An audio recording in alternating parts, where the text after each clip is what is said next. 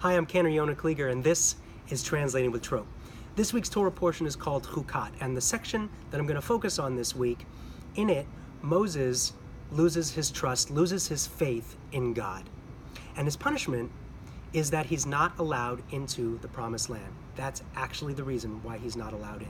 So I think of this as a metaphor for our own personal struggles, the times when we lose trust in ourselves, we lose faith in our own inside voice. And it keeps us from getting into our own personal promised land, our own potential. So think about, as I'm chanting this week's portion, think about those things in your lives that are keeping you from entering your own personal promised land. Think about where you're losing trust in yourself. How can you make that change? Let's listen to this week's Torah portion. The community was without water, and they joined against Moses and Aaron. The people quarreled with Moses, saying, "If only we had perished when our brothers perished at the instance of the Eternal.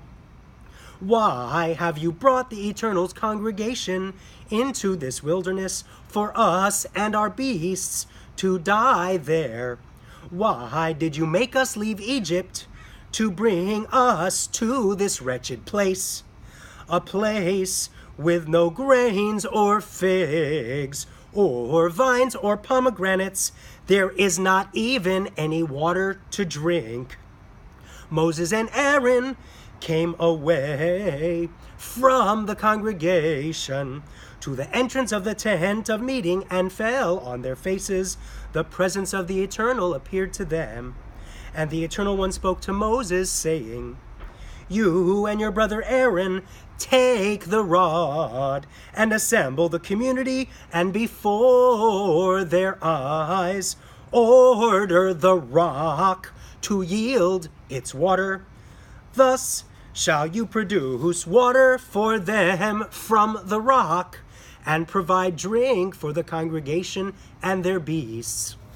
Moses took the rod before the Eternal, as he had been commanded.